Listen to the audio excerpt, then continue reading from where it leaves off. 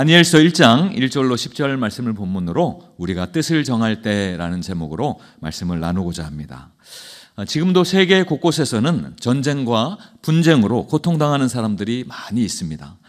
2022년에 시작된 우크라이나 러시아 전쟁은 아직도 서로가 치열하게 공방을 벌이며 진행 중에 있습니다. 군인 전사자만 12만 명 이상으로 그렇게 추정된다는 뉴스도 있습니다. 사상자들과 또 부상자들과 민간인 부상자들까지 합치면 100만 명이 넘는 사람들이 이 전쟁으로 고통을 당하고 있습니다. 또 2년 전에 하마스의 공격으로 시작된 이 이스라엘 안에 하마스와 이스라엘과의 전쟁은 6만 명 이상의 사망자를 내고 최근 휴전하였지요. 여전히 좀 불안불안하지만 휴전을 하긴 하였습니다. 대부분의 사망자, 6만 명에 이르는 대부분의 사망자는 팔레스타인 가자 지구에서 나왔다는 또 소식도 있습니다. 사실 우리나라도 전쟁이 끝난 것이 아니죠. 전쟁을 쉬고 있는 휴전의 상황이 지속되고 있는 것입니다. 아마 이 자리에 계신 분들 중에도 6.25 한국전쟁을 어렸을 때라도 그렇게 지나오셨던 그 한국전쟁의 고통을 경험하셨던 분들이 있으실 것입니다. 제가 겪어보진 않았어도 굉장히 참혹했다는 것을 또 방송이나 또 소식을 통해서 들은 것이 있습니다. 물론 자연재해나 또 우리 주변에서 발생하는 안전사고의 고통도 힘든 것이 사실이죠. 그러나 서로가 서로를 아주 잔인하게 죽이는 전쟁만큼 끔찍한 고통은 없을 것입니다. 이러한 전쟁의 고통은 우리가 살아가는 이 현대에만 있었던 것이 아니고요. 다니엘이 살았던 고대 사회에서도 마찬가지였습니다. 전쟁터에서 용서와 자비를 기대하는 것은 어렵습니다. 가족들이 눈앞에서 무참하게 죽임을 당하고 삶의 터전이 한순간에 무너지는 것입니다. 오늘 본문에 등장하는 4명의 소년들은 이 모든 것을 두 눈으로 똑똑히 보았습니다. 주전 605년 바벨론의 왕이었던 느부갓네살이 애굽을 쳐들어갑니다. 이제 자신의 세력을 또 자신의 나라를 아주 강하게 부강하게 한 후에 남쪽에 있는 애굽 제국을 쳐들어가는 것이죠. 그럼 그 사이에 유다 왕국이 있었습니다. 이스라엘이 지리적으로 위치를 하고 있으니까요. 이때에 바벨론 왕이 예루살렘도 같이 침공을 하였습니다. 예루살렘 성을 포위하고 결국에는 무너뜨렸습니다. 예루살렘 성전에 있는 모든 기물을 빼앗아 바벨론으로 가져가고 이때에 왕족과 귀족의 자녀들도 사로잡아서 끌고 갔습니다. 그 중에 다니엘과 세 친구들이 있는 것이죠. 바벨론이 이 유다의 사람들을 세 차례에 걸쳐서 포로로 끌고 갔는데요. 가장 처음 끌려간 때가 바로 이때입니다. 다니엘과 세 친구도 가장 처음 끌려간 포로에 들어 있었습니다. 여러분, 이 네 소년의 나이가 어느 정도였을까요? 성경은 이들을 소년이었다라고 기록을 하고 있습니다. 아마 이제 막 사춘기가 시작되거나 한창 진행 중인 나이로 여겨집니다. 왜냐하면 페르시아, 아수르나 또 그 이후에 나왔던 바벨론 제국 이런 제국들에서 어린아이들을 양육할 때에 공식적으로 한 14세 정도 전후해서 그렇게 교육을 시작하였다고 합니다. 그러니까 이 바벨론 왕이 유대 왕국의 소년들을 교육시키기 위해서 데려가거든요. 그러니까 아마 그 또래의 아이들을 데려가지 않았을까로 봅니다. 14살, 15살, 16살 이렇게 되겠죠. 아직 정서적으로 육체적으로 다 성장하지 않았다는 것입니다. 사춘기, 한창 사춘기를 지나고 있는 것이죠. 이들에게 전쟁은 비참하고 끔찍한 고통을 그대로 그들에게 안겨주었습니다. 아마 심각한 트라우마로 남았을 것입니다. 정서적인 상처가 되었다는 것이죠. 그러나 이들은 자신의 슬픔과 상처를 추스를 겨를도 없이 자신들의 가족과 나라를 짓밟은 원수의 나라로 지금 끌려가는 것입니다.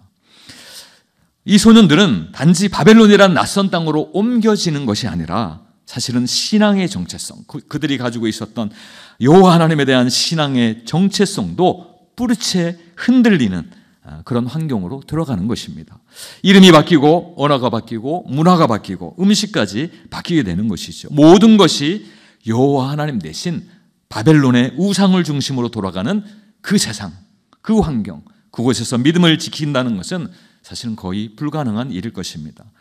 사실 바벨론이 이 유다 왕국을 침략하지만 않았다면 이 소년들의 미래는 확실한 것이었습니다. 확실히 보장되어 있었던 것입니다. 6절 말씀인데요, 같이 한번 읽어보겠습니다. 시작. 그들 가운데는 유다 자손 곧 다니엘과 하나냐와 미사엘과 아사라가 있었더라. 왜냐하면 이들은 유다 지파 출신입니다. 물론 남쪽 유다 왕국이 거의 대부분이 유다의 후손들이죠. 그러나 그 중에서도 이들은 왕족과 귀족의 자녀들이었습니다. 왜냐하면 바벨론 왕이 왕족과 귀족의 자녀들을 잡아오라고 했거든요. 어찌 보면 그들은 당시 유다 왕국의 최고의 엘리트들이었던 것입니다. 이제 조금 있으면 모두 유다 왕국의 지도자로서 그렇게 나라를 다스릴 것이었습니다. 어찌 보면 탄탄하게 보장된 그들의 앞날을 준비하던 이들에게 순식간에 닥친 그 환난과 또 고통의 상황은 도대체 이들이 어떻게 이해하고 받아들여야 한단 말입니까? 이제는 그들의 왕마저 왕도 포로로 저들과 똑같이 처참하게 끌려가는 상황이기 때문에 그렇습니다. 유다의 왕도 저들을 도울 수가 없는 무기력한 상황인 것입니다. 이제 캄캄한 상황 가운데에서 과연 무엇을 붙잡을 것인가? 지금 자신들의 힘으로는 도저히 해결할 수 없는 이 상황은 아직은 미숙한 소년들이었던 저들에게는 분명히 큰 시험거리였을 것입니다. 물론 이런 상황에서도 약삭 빠른 사람들은요, 자신이 처한 현실을 이리저리 재본 후에 자신에게 전적으로 유리하게 결정하고 선택할 것입니다. 자, 그렇다면 과연 다니엘과 하나냐와 미사엘과 아사라는 어떤 선택을 하였는가? 저는 이들의 선택을 살펴보면서 세상이라는 거대한 바벨론 한가운데서 살아가는 저와 여러분, 우리는 과연 어떤 뜻을 정하고 살고 있는지 한번 점검하는 시간이 되기를 바랍니다. 일반적으로 고대에도요, 왕족과 귀족의 자녀들은 기본적인 학문과 인격 훈련을 받았습니다. 유다 왕국도 마찬가지였습니다. 이렇게 교육받던 소년들 중에서 다니엘과 하나냐와 미사엘과 아사라는 유독 뛰어난 인물이었다라는 것을 우리가 알 수 있습니다. 왜냐하면 4절 말씀을 보니까요, 바벨론의 왕이 너희가 왕족과 귀족 중에 이러이러한 소년들을 사로잡아오라 라고 지시를 하였거든요. 4절 초반절에 보면요, 흠이 없고 용모가 아름다우며 모든 지혜를 통찰하며 지식에 통달하며 학문에 익숙한 자들, 그들이 누구였다고요? 바로 다니엘과 세 친구들이었습니다. 이뿐만 아니라 이들의 출신 배경을 본다면요, 좀 전에 말씀드렸던 그들의 배경, 집안의 배경을 본다면 스스로도 충분히 자랑하고 또 뽐낼 만한 조건을 가지고 있었습니다. 자, 그런데 다니엘서 전체를 통하여서 이들의 모습을 살펴보면요, 절대로 남을 무시하거나 또 교만하여서 우쭐대는 모습이 없습니다. 오히려 오늘 본문의 한 사건을 통하여서 이들이 하나님 앞에서 참으로 신실하게 살려했던 모습을 우리는 발견하게 되는 것입니다. 여러분, 바벨론 제국에는요, 식민지 지배와 관련되어서 저들이 점령하고 또 저들이 무찔렀던 그 땅 지배와 관련하여서 특별한 정책이 있었습니다. 아까도 말씀드렸지만 식민지의 왕족이나 귀족의 자녀들을 다 바벨론으로 데려오는 거예요. 그리고 바벨론식으로 교육하는 것입니다. 자신의 신하로 삼아서, 바벨론 왕의 신하로 삼아서 그들을 식민지의 지도자로 파견하거나 아니면 왕궁에 남아서 자신에게 조언할 수 있는 자로, 상담자로 그렇게 세우는 것이었습니다. 3절에서 5절 말씀인데요, 같이 교독하여 읽겠습니다. 3절을 제가 읽겠습니다. 왕이 환관장 아스보나스에게 말하여 이스라엘 자손 중에서 왕족과 귀족 몇 사람, 곧 흠이 없고 용모가 아름다우며 모든 지혜를 통찰하며 지식에 통달하며 학문에 익숙하여 왕궁에 설 만한 소년을 데려오게 하였고 그들에게 갈대아 사람의 학문과 언어를 가르치게 함께 읽습니다. 또 왕이 지정하여 그들에게 왕의 음식과 그가 마시는 포도주에서 날마다 쓸 것을 주어 3년을 기르게 하였으니 그 후에 그들은 왕 앞에 서게 될 것이더라. 아멘. 바벨론 왕 느부갓네살은 지금 젊고 똑똑한 유다의 소년들을 뽑아서 몇 년요?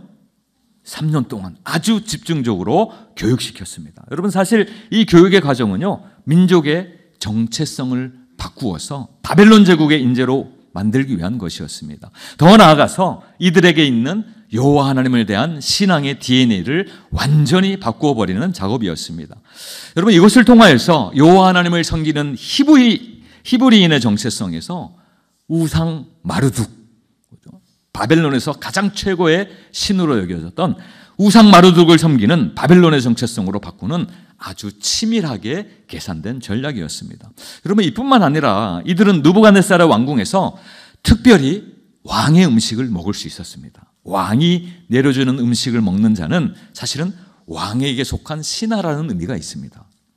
다시 말하자면 왕은요, 신하에게 음식을 베풀므로 그들의 충성을 요구하였고, 신하들은 왕이 베푸는 음식을 먹음으로써 왕의 신임을 얻을 수 있었던 것입니다.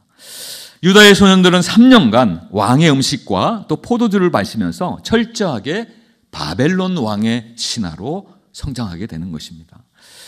또 이를 위하여서 이름도 바벨론식으로 바꾸었습니다. 여러분, 다니엘, 하나님은 나의 심판자시다라는 뜻이 있습니다. 이 다니엘은 바벨론의 신이 보호한다라는 의미인 벨드사살, 벨이라는 이름에 우상이 있는데 마르둑과 동일한 신으로 이해되고 있습니다. 그러니까 결국은 마르둑이 보호한다라는 거죠. 하나님이 나를 판단하시고 심판하시고 보호하시는 분이신데 이제는 누구예요? 바벨론의 우상이 나를 보호한다. 그런 이름으로 바꾼 거죠.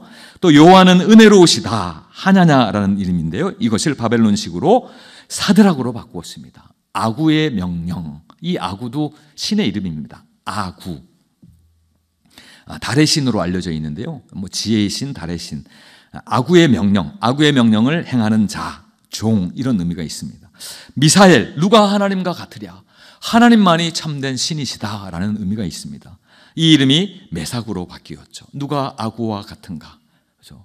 아구가 참된 신이다. 여러분, 이 아구가 달신으로 알려져 있습니다. 달신.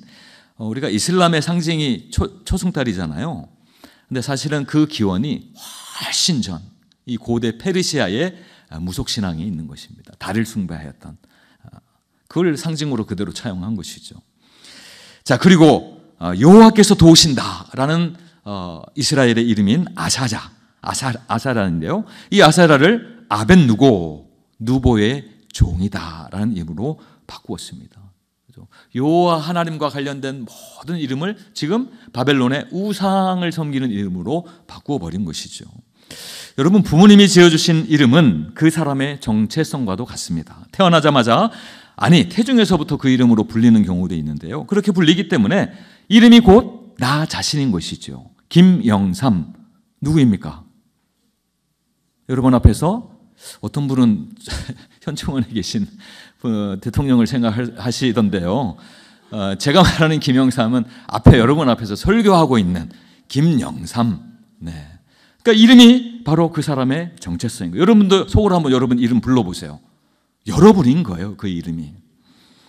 여러분, 일제강점기에 우리나라 사람들을 일본에 쉽게 동화시키기 위하여서 강력하게 시행했던 정책이 있습니다.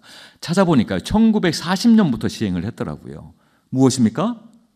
한국 사람들의 이름을 바꾸고 또 씨를 새롭게 만든다라고 해서 일본식으로요. 두 글자의 성을 가질 수 있도록 새롭게 만든다. 창씨 개명이라고 했습니다. 우리나라 사람들의 이름을 일본 사람들처럼 바꾸어서 동화시키는 거죠. 일본에 충성할 수 있게 하는 것이죠. 아마 여기 계신 분도 부모님이 창씨 개명하여서 호적에 그 일본식 이름이 기재되었던 분들이 계실 거예요. 아마 저희 아버님 연배 되시는 분들이 계시는데, 저희 아버님도 해방되기 전에 태어나셨는데요, 그때 뭐 서민들이 위에서 시키는 대로 하지 않았습니까? 힘이 없으니까. 그래서 일본식 이름으로 호적을 하셨다고 합니다. 제 아버님께서 말씀을 해주시는 거예요. 그래서 제 아버님 성함이 김동자 태자예요. 그래서 제가 동태국을 별로 네, 조금 어려워하며 먹습니다.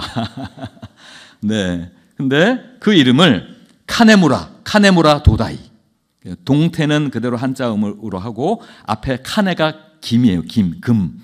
카네무라 촌, 금촌, 금촌 동택 뭐 이렇게 해서 카네모라 도다이라는 이름이 나는 있다라고 이렇게 얘기를 하시더라고요. 이렇게 이름까지 바꾸어서 바벨론화 시키는 거죠. 여러분, 이런 상황에서 하나님의 뜻을 구하던 다니엘은 자신을 이방 나라인 바벨론 제국의 심장부, 그것도 자신의 조국을 침략하여서 망하게 한 그 느부갓네살 왕이 사는 왕궁으로 인도한 그 하나님에 대하여 어떠한 마음이 있었을까요? 하나님, 왜 나를 이곳으로 보내셨습니까? 왜 이렇게 처참한 꼴을 당하게 하십니까? 다니엘이라고 하는 그 멋진 이름을 어찌하여 쓰지 못하게 하시는 것입니까? 원망하는 마음이 있었을 것 같아요. 충분히 그럴 수 있지 않겠습니까? 자, 그런데 성경은 우리의 예상을 뛰어넘습니다. 그렇게 다니엘이 그렇게 하지 않았다라는 것을 분명하게 보여줍니다. 오히려 다니엘은 더욱 믿음을 지키려고 노력하였다라고 증거하고 있습니다. 자, 그런데 이렇게 바벨론 왕궁에서도 믿음으로 살려고 하는 이 다니엘 앞에 한 가지 문제가 생기게 됩니다. 바로 왕궁에서 제공하는 왕의 음식과 관련된 문제였습니다. 여러분, 예나 지금이나 높은 사람, 특히 임금이나 대통령으로부터 받은 물건, 하사품이라 그러잖아요.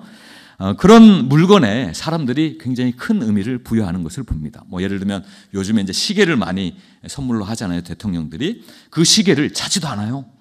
그냥 그 보호 케이스에 그대로 해서 장식장에, 사람들이 집에 오면 가장 잘 보이는 장식장에 딱 이렇게 보관하시는 분들이 있습니다. 왜 그렇습니까? 너무 귀하다는 거죠. 대통령에게 내가 직접 받은 선물이라는 것이죠. 또 시계뿐만 아니라 선물도 사용하지 않고 또 먹지 않고, 요즘 먹거리로도 선물을 하니까요. 먹지 않고 장식장에 잘 보관해주고, 사람들이 올 때마다 이거 김영삼 대통령님이 우리 집에 이렇게 하사해 준 것이야라고 그렇게 가보로 내가 물려줄 거야. 큰 의미를 두는 것이죠. 또 대통령을 만나 악수한 손을 한 달간이나 씻지 않았던 이야기를 저는 들어본 적이 있습니다. 박정희 대통령. 네, 그때는 어마어마했잖아요. 박정희 대통령이 전국에 시차를 다니면서 스스럼 없이 서민들과도 악수하고 하지 않았습니까? 그때에 그것이 너무 행복하고 감사하고 의미가 있어서, 또 대통령의 무슨 기운? 대통령의 좋은 기운을 간직하고자 손을 안 씻고 다니는 거예요. 한 달 정도. 제가 좀 우스갯소리일 수도 있지만 한 일주일은 닦지 않고 있지 않았을까, 그러면서 사람들에게 이렇게 자랑하지 않았을까 싶습니다. 제가 어렸을 때 그 얘기를 들은 적이 있습니다. 그래서 말씀을 드리는 겁니다. 느부갓네살 왕은 유대에서 데려온 이 소년들에게 최고의 음식으로 대접하였습니다. 왕이 먹는 음식. 그죠? 아마 여러분, 먹는 것을 좋아하는 사람이었다면 옳았구나, 하나님이 나를 바벨론으로 보낸 이유가 여기에 있었구나, 이 맛난 음식을, 내 평생에 먹어보지도 못할 음식을 매일매일 이렇게 먹게 하시는구나, 할렐루야 라고 오해할 수도 있었을 것 같아요. 자, 그러나 다니엘과 친구들은 달랐습니다. 그들이 당한 문제는 비록 왕이 내려둔 최고의 음식이지만 그 중에는요, 하나님의 율법에 어긋나 있는 음식이 있었다는 거예요. 여러분, 왕의 음식으로 개정에서는 번역이 되었지만 사실은 고기가 포함되어 있다라는 의미가 있습니다. 왕의 음식하면 고기가 빠지지 않습니다. 실제 원어적인 의미도 고기라는 의미가 있습니다. 그래서 우리가 흠정역이라고 하죠. 킹 제임스 버전 영어 성경에는 왕의 고기, 미트라고 이렇게 번역을 해놓았습니다. 바벨론 사람들이 섬겼던 우상, 마르둑과 여러 우상들에게 그 동물들을 데리고 와서, 가축들을 데려가서 죽이는 것이죠. 그리고 그 우상들에게 먼저 바칩니다. 그러고 난 다음에 고기를 가지고 와서 먹는 것이죠. 왕실에 제공되었던 고기들도 다니엘이 유심히 보니까 그럴 가능성이 너무나도 크다라는 거예요. 왕의 신전에서 드려졌던 그 고기들, 그것이 이제 왕의 식탁에 오르니까요. 하나님의 법에 맞지 않는 음식으로 자신을 더럽힐 수 없다라고 생각한 이 다니엘은 마음을 굳게 하고 뜻을 정합니다. 8절 말씀인데요, 같이 한번 읽어보겠습니다. 시작. 다니엘은 뜻을 정하여 왕의 음식과 그가 마시는 포도주로 자기를 더럽히지 아니하리라 하고 자기를 더럽히지 아니하도록 환관장에게 구하니. 여러분, 생각해 보십시오. 지금 다니엘과 세 친구들은 어떤 처지입니까? 바벨론 왕궁의 포로로, 포로 처지로 끌려와 있는 것입니다. 여러분, 포로 주제에 그것도 무시무시한 적국의 왕이 사는 왕궁에서 감 나와라, 배 나와라. 여러분, 그렇게 한다는 것은 사실은 죽기를 각오하기 전에는 절대로 어림없는 행동이었습니다. 단숨에 자기들의 목이 달아날 수도 있는 그런 상황입니다. 자, 그러나 다니엘서는 이런 다니엘의 행동, 그리고 그 소년들의 행동이 결코 미숙하여서, 여러분 사춘기 아이들 보면 가끔 어디서 나오는 용기인지 막 이렇게 그 용기를 가지고 말도 하고 행동하다가 사고 치잖아요. 그렇지 않습니까? 뭐 그런 인간적인 용기가 아닐까. 그래서 호기를 가지고 환관장에게 그렇게 우리는 왕의 음식 먹지 않겠습니다 라고 한 것이 아닐까. 근데 다니엘서에서는 그렇게 이야기하잖아요. 그런 모습이 절대 아니라고 말하고 있습니다. 그의 결단은 단순히 왕의 음식을 먹지 않겠다는 것이 아니었습니다. 그것은 우리는 하나님께 속한 자로 살겠다. 이곳 바벨론에서도, 이곳 왕의 왕궁에서도 하나님께 속한 자로 살겠다라고 하는 믿음의 선언이었던 것입니다. 우리는 여기서 이런 위기의 순간에 과연 하나님께서는 이들에게 어떻게 반응하셨는가? 하나님께서는 그의 자녀들을 어떻게 도와주시는가? 눈여겨봐야 할 필요가 있습니다. 우리가 하나님을 향하여 믿음으로 결단하고 뜻을 정할 때가 많이 있습니다. 그때에 하나님은 어떻게 우리에게 반응해 주실까?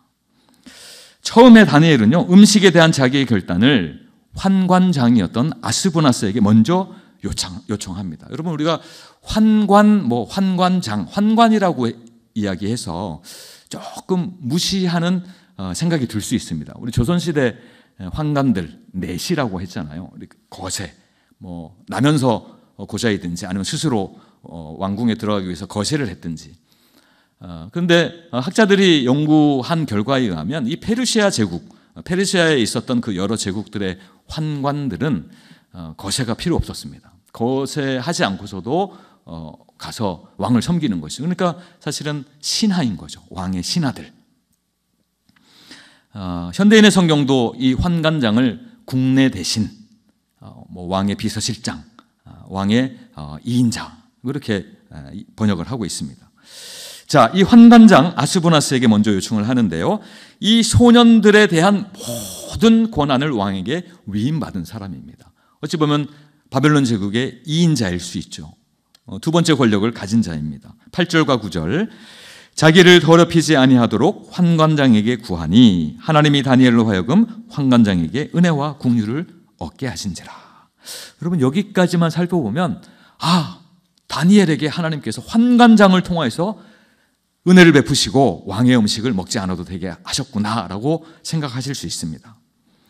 자, 그러나 여러분, 이 10절을 보면 전혀 반대의 상황이 벌어집니다. 다니엘의 요청에 대한 이 환관장의 진짜 반응이 10절에 나오는데요. 거기서 보면 이 환관장이 지극히 이기적이고 지극히 인간적인 결정을 내립니다. 우리 현대인의 성경 번역인데요. 같이 한번 읽어보겠습니다.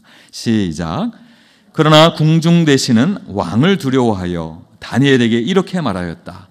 왕이 너희 먹을 것과 마실 것을 지정하셨는데 만일 너희가 헬쑥하여 너희 얼굴이 다른 소년들보다 못하게 되면 왕이 나를 어떻게 한다고요?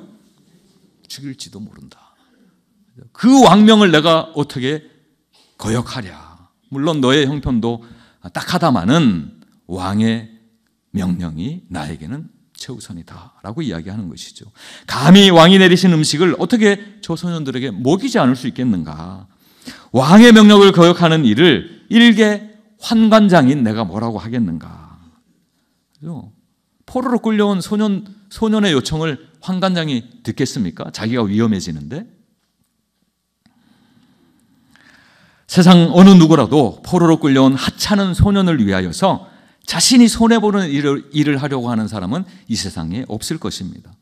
환관장은 자기 자신의 안위를 위하여서 자기에게 해를 끼칠 위험이 있기 때문에 이 소년 다니엘의 요청을 거절하였습니다. 10절에서 그것을 이야기하고 있죠. 여러분, 우리가 믿음으로 결단하고 살아보려고 할 때 주변의 세상 사람들, 예수 그리스도를 알지 못하는 사람들은 이상하게도 불안함을 느끼더라고요. 불안해하더라고요. 여러분들 직장에서 여러분들이 나 신앙인입니다. 나 교회를 다니는 사람입니다. 라고 공개적으로 고백하는 순간 믿지 않는 사람들의 반응이 어떻습니까? 이야, 우리 회사 복 받았습니다. 네, 이제 우리 회사는 당신 때문에 번영할 것입니다. 번창할 것입니다. 뭐 이렇게 환영하고 우리의 신앙을 축복해 주나요? 그런 경우 뭐 이랜드, 뭐 믿음의 기업도 요즘 이랜드도 요즘은 세례 교인 이상의 의무 조항이 철폐되었습니다. 아마 법적인 것 때문에 그런 것 같아요. 그러니까 기독교에 관심이 있는 자, 이랜드 이 크리스천 기업이잖아요. 뭐 그런 사회생활을 할 수 있는 조직들은 거의 없을 것입니다. 오히려 내가 예수 그리스도를 믿습니다. 나는 교회를 다닙니다. 라고 공개하는 그 순간 그들은 어떻게 합니까? 우리가 믿음으로 살지 못하도록, 아니 믿음을 공개적으로 드러내지 못하도록, 교회 다니는 거 좋은데 나도 다녀봤어 예전에. 다니는 거 좋은데 그래도 일요일 날 일이 있으면 나와야 돼. 그게 회사를 위한 일이야. 그게 당신을 또 위한 일이야. 라고 이야기합니다. 저도 뭐 길지 않은 시간이지만 이제 유학을 준비하면서 영업 알바를 한 적이 있습니다. 서울 시내에 있는 롯데백화점, 모든 롯데백화점에 물품을 이제 가져다가 납품하는 일이었어요. 영업 사원들이죠. 영업 사원들이 굉장히 거칠더라고요. 술은 또 얼마나 먹는지 11시, 12시까지 먹어요. 그 다음날 또 보면은 또 정확하게 시간 맞춰서 출근해 있어요. 너무 놀랍더라고요. 근데 이제 그분들한테 이제 제가 신학생입니다. 제가 앞으로 목사가 될 사람입니다. 라고 이야기를 했더니 다 술렁술렁거리는 거예요. 술렁술렁거리면서 불편해하는 그런 분위기를 제가 느낀 적이 있습니다. 그러면서 계속해서 자기 편으로 들어오도록, 회식을 가면 술 좀 마시도록, 술을 마실 수. 그래서 제가 딴 곳을 보고, 제가 이렇게 발견한 상황이었는데, 제가 딴 곳을 이렇게 보고 있었는데 제 물잔에다가 술을 좀 타더라고요. 술을 타는, 물론 이제 재미있으신 분이셨는데 얼마나 안타까웠겠어요. 저렇게 사회생활에서는 성공 못하는데 술도 좀 마시고, 뭐 신학생 뭐 잘 모르지만 그래도 앞이 창창한 사람인데 이래서 되겠나? 내가 도와줘야지. 네, 세속화될 수 있도록, 네, 믿음을 버리도록. 그 딱 걸렸어요. 고개 딱 돌리는 순간 딱 이렇게 빼더라고요. 제가 마셨을까요? 안 마셨을까요? 네, 감사합니다. 네, 마실 수가 없죠. 네, 어쨌든 아마 여러분들에게는 일상일 것 같아요. 그런 부분들이, 그죠? 내가 믿음을 이야기하는 순간 불편해하고 얘기하지 말라고 하고, 그죠? 그것이 너에게 도움이 안 돼, 나에게도 도움이 안 돼라고 이야기하는. 자, 그런데 다니엘의 마음은 어떨까요, 여러분? 다니엘이 지금 무엇을 하고 있습니까? 주님을 위하여 뜻을 정하고 믿음으로 살아보려고 결단한 것입니다. 하나님께서 은혜 주시고 감동하신 대로 이방인의 재물, 그죠? 이방인의 우상의 재물을 먹지 않겠다. 그것으로 인해서 나의 몸을 더럽히지 않겠다라고 하는 것이죠. 그럼 얼마나 멋진 믿음의 고백입니까? 자, 그런데 정작 현실이 어땠습니까? 환관장이 그 결단, 그 뜻을 정하고 나아갔을 때 그대로 들어주었습니까? 아니에요. 이루어지지 않았습니다. 환관장이 다니엘이 정한 그 뜻을 막아버렸습니다. 여러분, 이러할 때 여러분은 어떠하시겠습니까? 대부분은 하나님의 뜻을 혼란스러워할 거예요. 하나님, 제가 지금 다른 누구가 아니라 나를 위한 것도 아니고 하나님을 위하여서 뜻을 한번 정해보고 이렇게 살아보려고 하는데 이러시깁니까? 아니, 환관장의 마음을 감동하셔서 제가 요청한 것들을 다 들어주셔야 저도 이곳에서 믿음으로 살아갈 용기가 나지 않겠습니까? 이렇게 혼란스러워 할 수도 있죠. 또 그러면서 포기하는 사람들도 있습니다. 지금 다니엘이 누구에게 먼저 요청했습니까? 환관장에게, 그죠? 아주 권세가 있는 사람에게 먼저 요청을 했습니다. 그런데 그 사람이 거절했어요. 앞으로 그 사람을 안 볼 사람이 아니에요. 나는 이제 큰일 났구나, 그죠? 자기의 앞으로의 그 바벨론 왕궁에서의 삶이 힘들어질 것이 불보듯 뻔한 일이 된 것입니다. 자, 그러니 다니엘이 더는 믿음으로 살 용기를 내지 못한다고 하더라도 누구 하나 뭐라고 할 사람이 없는 상황입니다. 자, 그래도 다윗은 어떻게 합니까? 하나님께서 주신 귀한 믿음을 가지고 그래, 한 번뿐인 내 인생 하나님의 뜻대로 굳게 마음을 먹기로 하자라고 결단합니다. 다니엘은 한 번 더 믿음의 모습을 보이면서요, 이제는 환관장보다 조금 밑에 있는 사람에게 요청을 해요. 그런데 그 밑에 있는 사람은 사실은 환관장보다는 이 소년들과 더 가까이 있는 사람들이에요. 가까이 생활하면서 그들을 교육시키는 사람이었던 것 같습니다. 그에게 다시 요청합니다. 여기서 우리는 신앙인의 지혜로운 모습을 또 보게 됩니다. 물론 다니엘에게는요, 하나님께서 내가 뜻을 정할 때에 분명히 선한 길로 인도하실 것이라는 확신이 있었습니다. 그러나 평소에 확신만 가지고 있고 믿음만 가지고 있고 평소의 삶을 아무렇게나 살았다면, 에이 뭐 이미 포로로 끌려와서 망한 인생인데 그냥 대충 살자. 아유 뭐 저 환관 못생겼는데 뭐 관계를 내가 잘 맺어둘 이유가 뭐가 있겠는가. 자꾸 나한테 이것저것 요구하기만 하는데 라고 그렇게 생각하면서 올바른 관계, 좋은 관계를 형성하지 않았다면 그럼 환관장에게 어떻게, 그죠? 환관장에 목이 달아날 수도 있는 그런 요청을 할 수 있습니까? 또 그 밑에 직급에 있는 사람에게도 왕의 음식을 먹지 않게 해주소서, 한번 시험해 보소서, 우리 채소만 먹고서도 고기 먹는 사람보다 훨씬 건강하게 그렇게 지낼 수 있습니다. 시험해 보소서 제발. 이렇게 이야기할 수 있었겠습니까? 사랑하는 성도 여러분, 사실 이러한 인생의 어려운 문제는 다니엘만, 그의 친구들만 겪는 것이 아닙니다. 이 시대를 살아가는 모든 믿는 자들 앞에도 언제라도 이러한 어려운 상황이 닥칠 수 있는 것입니다. 비록 다니엘이 경험한 그런 전쟁의 상황과도 같은 그러한 환난은 아니지만 우리의 인생길에서 정말 다양한 어려움과 또 절망을 맛보며 살아가고 있지 않습니까? 이런 상황 속에서 과연 우리는 어떤 모습으로, 어떤 태도로 반응할 것인가 고민하지 않을 수 없습니다. 여러분, 사실 세상의 가치와 그 유혹 속에서 아까 말씀드렸듯이 조금만 타협하면 나도 편하고 그 불편해하는 그분도 편하고 할 수 있는데, 그런 생각과 유혹이 늘 우리를 따라다닙니다. 지금 우리를 향해 세상이 요구하는 것도 바로 이런 것 아닙니까? 뭘 그렇게 빡빡한 인생을 살려고 하십니까? 조금만 양보하십시오. 조금만 타협하십시오. 뭐 사람은 죽고 사는 문제가 아닌데 일요일 한라산 한번 갑시다. 뭐 이렇게 할 때에 어떻게 하겠는가? 저라도 고민이 될 것 같아요.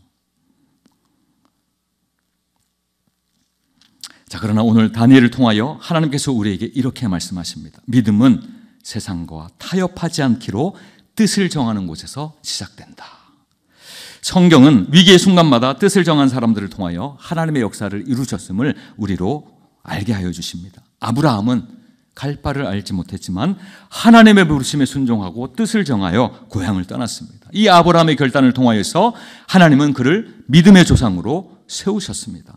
에스더는 또 어떻습니까, 여러분? 자기 민족이 전체가 멸망당할 그 위기 가운데에서 죽으면 죽으리라 뜻을 정한 거죠. 왕 앞에 그렇게 나아가는 거예요. 에스더의 이 결단을 통하여 유대민족은 전체가 목숨을 구할 수 있었던 것입니다. 여러분, 예수님은 또 어떻습니까? 겟세마네 동산에서 내 뜻대로 마옵시고 아버지의 뜻대로 하옵소서 기도하시고 뜻을 정하시고 순종을 선택하셨습니다. 예수님의 이 결단을 통하여서 지금 저와 여러분이 구원 얻을 수 있었던 것입니다. 모든 인류의 구원의 문이 열리게 된 것이죠. 여러분, 이렇게 믿음의 결단은 언제나 하나님의 인도하심과 응답하심을 불러오는 줄로 믿으시기 바랍니다. 하나님은 믿음으로 결단한 자를 절대로 외면하시는 분이 아니십니다. 오늘 말씀을 통해 우리에게 주시는 영적인 논리는 단순합니다. 우리가 믿음의 삶을 살기로 뜻을 정하면 하나님께서 반드시 도와주신다. 사랑하는 성도 여러분, 세상은 늘 우리를 왕의 음식과 포도주로 유혹해요. 야, 이게 얼마나 맛있는지 아니, 얼마나 너를 유익하게 하는지 아니. 세상의 성공과 편안함과 또 인정이라는 달콤한 음식이 매일매일 우리 앞에 펼쳐지는 것입니다. 그러나 여러분 어떻습니까? 그 식탁은 우리의 신앙을, 우리의 영혼을 더럽힐 것입니다. 다니엘은 왕의 음식을 거절함으로써 하나님께 속한 자로 살기로 선택했습니다. 그는 바벨론에서도 신앙의 중심을 잃지 않았습니다. 비록 바벨론은요, 다니엘을 포로로 끌고 갔지만 하나님을 향한 그의 마음까지 빼앗을 수는 없었던 것입니다. 오늘 우리도 세상 한가운데서 믿음의 정체성을 지키며 살아가는 다니엘이 되어야 하겠습니다. 그러기 위해서 오늘 우리는 다니엘처럼 뜻을 정하는 것입니다. 신앙의 중심을 잃지 않기로, 하나님 말씀 앞에서 흔들리지 않기로, 세상이 아닌 하나님께 충성하기로 결단해야 하는 것입니다. 여러분, 우리의 믿음의 결단은 절대로 헛되지 않습니다. 하나님은 다니엘에게요, 이 은혜와 긍휼을 베푸셨고, 우리 본문 이후에 보면 어떻게 하셨습니까? 채소만 먹어도 고기 먹은 사람들보다 훨씬 더 건강한 모습으로 그렇게 지날 수 있었습니다. 또 이후에는 바벨론의 모든 지혜자들을 물리치고 다니엘이 왕의 모사가 되는, 좋은 자가 되는 그러한 칭찬을 얻고 영광을 얻는 자리 가운데로 나아가게 된 것이었습니다. 우리가 뜻을 정할 때 하나님은 우리의 길을 여시고 세상 한가운데서도 믿음의 사람으로 세우실 줄로 믿습니다.